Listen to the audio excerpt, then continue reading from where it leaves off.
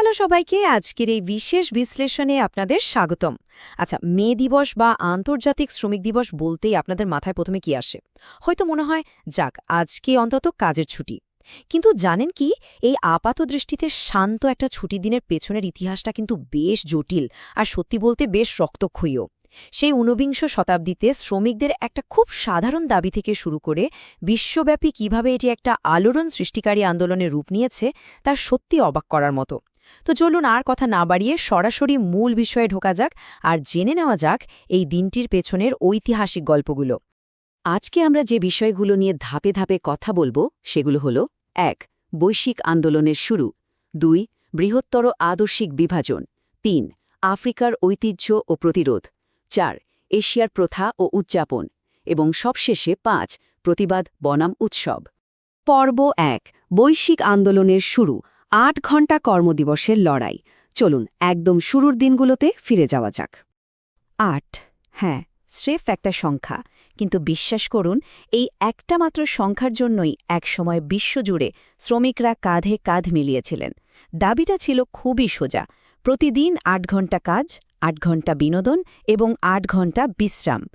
এখনকার দিনে বসে এটাকে খুব সাধারণ মনে হতেই পারে, তাই না? কিন্তু একটু কল্পনা করে দেখুন তো, সেই ঊনবিংশ শতাব্দীর শিল্প বিপ্লবের আমলটার কথা। তখন কাজের পরিবেশ ছিল অসম্ভব কঠিন আর অমানবিক। সেই প্রেক্ষাপটে দাঁড়িয়ে এই ৮ ঘণ্টা কর্মদিবসের দাবিটা ছিল আক্ষরিক অর্থেই যুগান্তকারী একটা ব্যাপার। আর ঠিক এই দাবিটাকে ঘিরেই গোটা বিশ্বের শ্রমিক আন্দোলন একটা নির্দিষ্ট লক্ষ্যে একজোট হয়েছিল। ইতিহাসের পাতা ঘাটলে আমরা দেখতে পাই একের পর এক ঘটনার মধ্য দিয়ে কিভাবে এই দিনটি আজকের জায়গায় এসে দাঁড়িয়েছে। ১৮৮৬ সালের কথা, আমেরিকার শিকাগো শহরে শুরু হল এক বিশাল সাধারণ ধর্মঘট। এরপর ৪ মে হে মার্কেট স্কোয়ারে একটা সমাবেশে অজানা কেউ একজন বোমা ছুঁড়ে মারলে পুলিশ গুলি চালায়।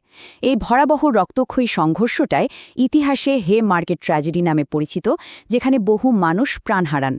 এরপর এই ঘটনার রেশ ধরে ১৮৮৯ সালে প্যারিসের সেকেন্ড ইন্টারন্যাশনালের প্রথম সভায় দিনটির স্মরণে আন্তর্জাতিকভাবে বিক্ষোভের প্রস্তাব দেওয়া হয়। আর ঠিক তার পরের বছর মানে ১৮৯০ সালের ১ মে বিশ্বজুড়ে প্রথমবারের মতো পালিত হয় আন্তর্জাতিক শ্রমিক দিবস। পর্ব ২. বৃহত্তর আদর্শিক বিভাজন, বা বলা যায় ২ ক্যালেন্ডারের এক অদ্ভুত গল্প। স্নায়ুযুদ্ধ বা কোল্ড ওয়ারের সময় বিশ্ব রাজনীতি কিভাবে দুভাগে ভাগ হয়ে গিয়েছিল সেটা তো আমরা অনেকেই জানি। মে দিবসও কিন্তু এর ব্যতিক্রম ছিল না।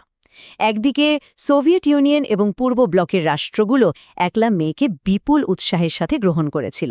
মস্কো রেড স্কোয়ারের মতো জায়গাগুলোতে তখন বিশাল সব সামরিক কুচকাওয়াজ হতো, যেখানে একেবারে শীর্ষ নেতারা উপস্থিত থাকতেন। অন্যদিকে ঠিক উল্টো চিত্র দেখা গেল পশ্চিমা বিশ্বে। র্যাডিক্যাল পরিচিতি এড়ানোর জন্য মার্কিন যুক্তরাষ্ট্র তাদের লেবার ডে বা শ্রমিক দিবস মে মাস থেকে সরিয়ে নিয়ে গেল সেপ্টেম্বরে। আবার ১৯৫৫ সালে ক্যাথলিক চার্চ এই দিনটিকে সেন্ট জোসেফ দ্য ওয়ার্কারের উদ্দেশ্যে উৎসর্গ করে। বুঝতেই পারছেন একটা দিনকে ঘিরে কিভাবে ভিন্ন ভিন্ন রাজনৈতিক আর আদর্শিক মেরুকরণ তৈরি হয়েছিল। পর্ব ৩. আফ্রিকার ঐতিহ্য ও প্রতিরোধ, শ্রম আর মুক্তির এক অসাধারণ মেলবন্ধন। চলুন এবার একটু আফ্রিকা মহাদেশের দিকে তাকাই। সেখানকার রীতিনীতিগুলো সত্যিই বেশ দারুণ। যেমন ধরুন কেনিয়ার কথা। সেখানে সরকার সাধারণত এই দিনটিকে বেছে নেয় শ্রমিকদের ন্যূনতম মজুরি বৃদ্ধির আনুষ্ঠানিক ঘোষণা দেওয়ার জন্য।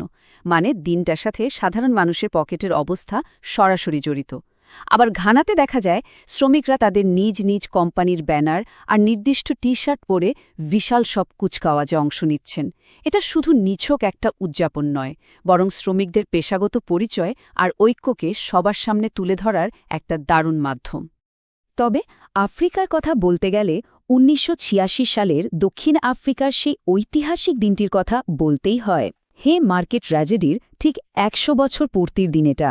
দক্ষিণ আফ্রিকার ট্রেড ইউনিয়ন কংগ্রেস বা কসাতুর ডাকে ১৫ লক্ষেরও বেশি শ্রমিক বর্ণবাদী অ্যাপার্টহাইড সরকারের প্রতিবাদে এক বিশাল ধর্মঘট পালন করে বসেন। ভাবা যায়, ১৫ লক্ষ মানুষ, তারা সবাই সেদিন কাজ থেকে বিরত থাকেন। একটা সাধারণ ছুটির দিন যে কিভাবে জাতীয় প্রতিরোধের একটা শক্তিশালী হাতিয়ার হয়ে উঠতে পারে, এটি তারই এক উজ্জ্বল দৃষ্টান্ত। পর্ব ৪.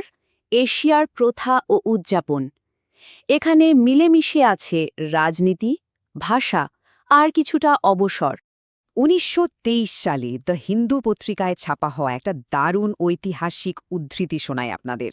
তারা লিখেছিল, লেবার কিষাণ পার্টি মাদ্রাজে মে দিবস উদযাপনের সূচনা করেছে। স্বাধীনতার জন্য বিশ্বের শ্রমিকদের ঐক্যবদ্ধ হতে হবে। সিঙ্গার ভ্যালু চেট্টিয়ারের নেতৃত্বে আয়োজিত এই দিনটিতেই কিন্তু ভারতবর্ষে প্রথমবারের মতো লাল পতাকার ব্যবহার শুরু হয়েছিল। এটা প্রমাণ করে যে সে সময় শ্রমিক অধিকারের দাবিটা কিভাবে ব্রিটিশ উপনিবেশ বিরোধী স্বাধীনতা সংগ্রামের সাথে একেবারে একাকার হয়ে গিয়েছিল। এশিয়ার অন্যান্য অংশের দিকে তাকালেও আমরা চমৎকার সব বৈচিত্র্য দেখতে পাই। যেমন ভারতে এই দিনটি 1960 সালের ভাষাগতভাবে পৃথক হওয়া দুটি রাজ্য মহারাষ্ট্র এবং গুজরাটের প্রতিষ্ঠাবার্ষিকীর সাথে মিলে যায়, তাই সেখানে দিনটি মহারাষ্ট্র দিবস এবং গুজরাট দিবস হিসেবেও পালিত হয়। অন্যদিকে জাপানের সংস্কৃতি আবার একদম আলাদা। সেখানে 1 মে সরাসরি সরকারি ছুটি না, কিন্তু এটি তাদের বিখ্যাত গোল্ডেন উইকের একটা অংশ। ফলে জাপানি শ্রমিকরা এই সময়টাতে অন্যান্য ছুটির সাথে মিলিয়ে টানা কয়েকদিনের লম্বা অবকাশ যাপন করার সুযোগ পান, যা তাদের ব্যস্ত কর্পোরেট জীবনে একটুখানি শান্তির নিঃশ্বাস ফেলার সুযোগ করে দেয়। পর্ব 5, প্রতিবাদ বনাম উৎসব, দিনটির এক আধুনিক দ্বৈত রূপ। দেখুন, মে দিবস মানেই যে শুধু ছুটি আর আনন্দ তা কিন্তু নয়। আজও বিশ্বের অনেক জায়গায় এই দিনটি অধিকার আদায়ের এক জ্বলন্ত প্ল্যাটফর্ম। তুরস্কে 1977 সালের ভয়াবহ গণহত্যার পর থেকে তাকসিম স্কোয়ারের জমায়েতগুলো অত্যন্ত আবেগপূর্ণ হয়ে থাকে, আর অনেক সময় তা কর্তৃপক্ষের দ্বারা কঠোরভাবে নিয়ন্ত্রিত হয়। একইভাবে ইন্দোনেশিয়ায় মে দিবসে শ্রমিকরা দলে দলে রাস্তায় নেমে আসেন তাদের ন্যায্য পাওনা আর সহায়ক নীতির দাবিতে। এই চিত্রগুলো আমাদের মনে করিয়ে দেয় যে শ্রমিকদের রাজপথের লড়াই আজও বহু দেশে সমানভাবে প্রাসঙ্গিক। ঠিক উল্টো চিত্র দেখা যায় ইউরোপের অনেক দেশে। সেখানে মে দিবস মানেই যেন এক ইলাহি উৎসব আর সামাজিক মেলামেশার দারুণ এক সুযোগ।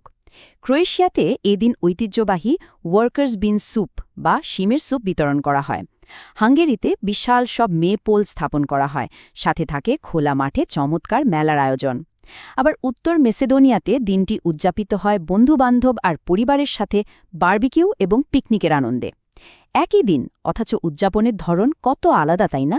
তবে হ্যাঁ, এই উৎসব আর সংঘাতের মাঝখানের দেয়ালটা মাঝে মধ্যেই খুব পাতলা হয়ে যায়।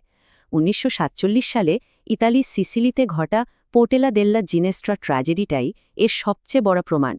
সেদিন শ্রমিকরা যখন খুব শান্তিপূর্ণভাবে তাদের অর্জন উদযাপনের জন্য সমবেত হয়েছিলেন, ঠিক তখনই মাফিয়াদের এক অপ্রত্যাশিত সশস্ত্র হামলায় 14 জন নিরীহ মানুষ প্রাণ হারান। ঘটনাটা চোখে আঙুল দিয়ে দেখিয়ে দেয় যে আনন্দের উৎসবও যে কোনো মুহূর্তে কতটা ভয়াবহ সহিংসতার শিকার হতে পারে। সব মিলিয়ে শেষে এসে একটা প্রশ্ন কিন্তু থেকেই যায়। এই যে বিশ্ব অর্থনীতি প্রতিনিয়ত বদলাচ্ছে, আধুনিক হচ্ছে, এর মাঝে সেই 1886 সালের 8 ঘণ্টা কর্মদিবসের লড়াইটা আন্তর্জাতিক শ্রমিক সংহতির ভবিষ্যতের জন্য আজ ঠিক কী অর্থ বহন করে? যে দিনটিকে অনেকেই এখন স্রেফ একটা বিশ্রামের দিন হিসেবে ধরে নেন, তার পেছনের অসামান্য ত্যাগগুলো কিন্তু আমাদের বর্তমানে এবং ভবিষ্যতের কর্মপরিবেশ নিয়ে নতুন করে ভাবতে বাধ্য করে। আজকের এই আয়োজনে আমাদের সাথে থাকার জন্য আপনাদের সবাইকে অসংখ্য ধন্যবাদ। আশা করি মে দিবসের এই পেছনের গল্পগুলো আপনাদের ভাবনা জগতে নতুন কিছু যোগ করবে। ভালো থাকবেন।